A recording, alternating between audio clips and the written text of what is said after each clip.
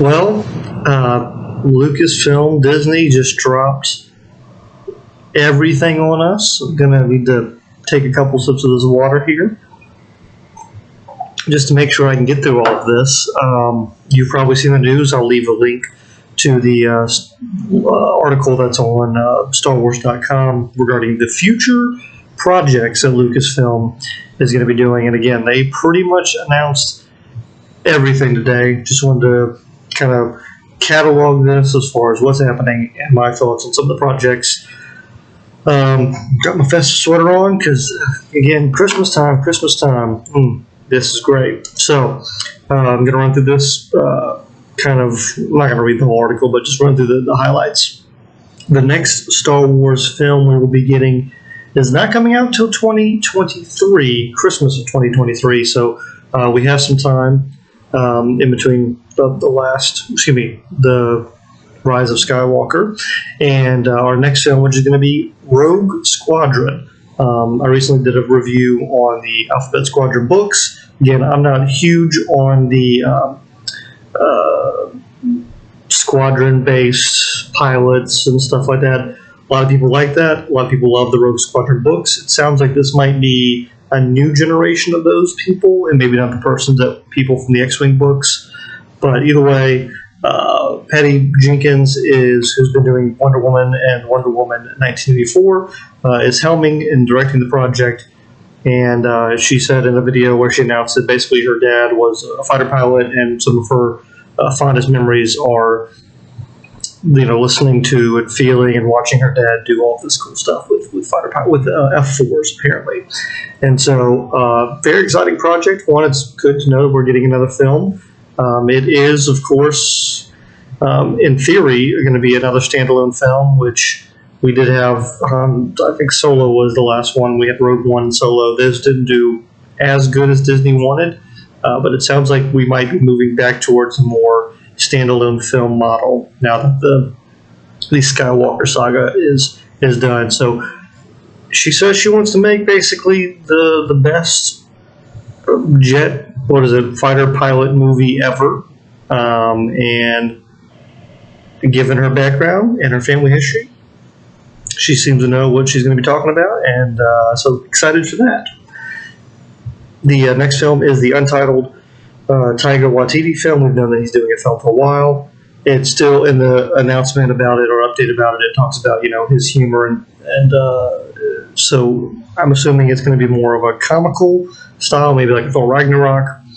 But we don't have any more details other than that he has a film coming. I would imagine it is the next one coming. No new details about the Rian Johnson trilogy that was always talked about for a long time, so I don't know if that's just on the back burner or not happening. They did not talk about that at all. The next project they discussed was Obi-Wan Kenobi. I believe this is the first time we have an official title. It's the typical Disney Star Wars. We're going to name a book or a show after our main character, and that's what we do. The Thrawn book was called Thrawn. The Captain Phasma book was called Phasma. Book was called Ahsoka. There's an Ahsoka show too. We'll get to that. So Obi-Wan Kenobi is happening. It says that it's a series that takes place 10 years after the dramatic events of Revenge of the Sith, where he faced his greatest defeat, the downfall and corruption of his best friend and Jedi apprentice, Anakin Skywalker. Deborah Chow is going to, of course, be helming this. She did do a great episode of The Mandalorian in Season 1. And we had some big news today, officially, which I think this was rumored for a little bit of time, but official, Hayden Christensen is returning as Darth Vader. I don't know if they're going to do flashbacks, if we're going to see him in the white back-to-tank thing, or how we're going to do this. I would imagine James Earl Jones is going to be providing a voice, and then somehow they're going to work in his helmet being messed up, or visions that he has of himself or something. I am less optimistic about the show only because, and I've mentioned this before to my dad, and I think on the podcast as well, I like the idea of Obi-Wan just being a hermit for the whole time that up until the Star Wars saga, and those two not running into each other. But it sounds like, from what Kathleen Kennedy said, She says this will be the rematch of the century. So I guess Vader and Obi-Wan had another fight in between those times, in between Revenge of the Sith and A New Hope. I don't like that idea, but look, Deborah Chow did great. They've clearly been working on this for a while. So I'm cautiously optimistic, but I am not as big a fan as everyone else on this concept. But we'll see what happens, of course. The next show, which I hinted at already, Ahsoka. Ahsoka is getting an actual show, and it's going to be a limited series starring Rosario Dawson, executive produced by Dave Filoni and Jon Favreau. We will get to that in a moment as far as the implications of that, but cool logo for it. It does look like the logo does kind of look like the World Between Worlds. If you have seen Rebels, Star Wars Rebels, it's the World Between Worlds is a weird thing. It's kind of like a time travel-y gimmick where you can kind of go anywhere in the galaxy at any moment. Well, not it's like a Stargate situation almost. Like there's like Stargates and time travel. It's a weird concept for Star Wars. I don't know if it just looks like Jedi cool stuff like Star Wars, or if it's supposed to be the World Between Worlds, which Ahsoka was saved by, and maybe she's going to use this to contact Ezra, who we looked at The Mandalorian, and she is hunting Thrawn. Maybe this means Thrawn is coming to this show, or we'll get into another aspect of Thrawn, but I think this almost guarantees that Thrawn is going to be in some kind of live action form. The next show is Rangers of the New Republic, which is also set in the Mandalorian timeline and executive produced by Jon Favreau and Dave Filoni. And it says that this show, The Mandalorian, and the Ahsoka show are like three different prongs of the same story that are all going to intersect, and we're going to build up to one big climactic event. Maybe Thrawn is the big bad. He's the Thanos, and we're going to get to him. Maybe there's something else. But it's fascinating, and clearly Dave Filoni and Jon Favreau have proven themselves to Lucasfilm, and they've pretty much been given the keys to the castle. So excited for Rangers of the New Republic.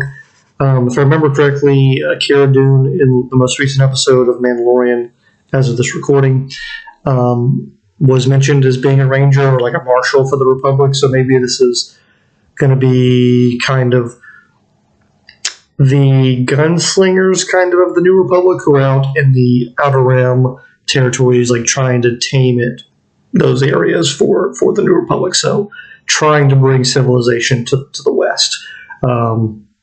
So maybe we'll lean more heavily into the Western themes as in a different way than the Mandalorian has. So excited for that. We're getting Lando Calrissian show, and not a show, but an event series, a mini series, essentially. Does not say. It says Justin. I guess it's Simeon is directing it. It does not say if Donald Glover is involved. I would imagine Donald Glover will be involved. I don't know why it's called Lando, not the Calrissian Chronicles, which is the name of a book, and it's also mentioned. But again, Star Wars, they just name stuff after people. Lando, Ahsoka.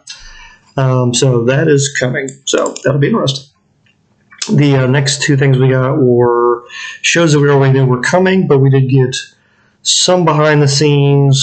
We got some behind the scenes stuff for Andor, which is set to arrive in 2022.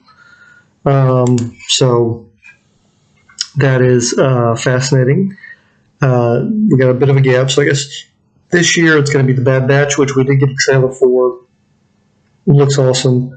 Looks like they're going to a bunch of different planets, and it looks like Fennec Shan, I guess is how you say her name, is going to be involved. It looks like they're going to Camino. I thought of myself, Felucia. It's a lot of mercenary work. Really cool trailer. Again, there's a link below.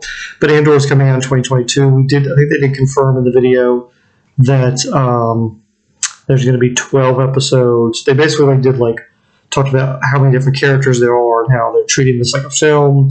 And there's so many different they said there's like 200 different named characters and costumes and just all that stuff. So we got like a peek behind the curtain for that.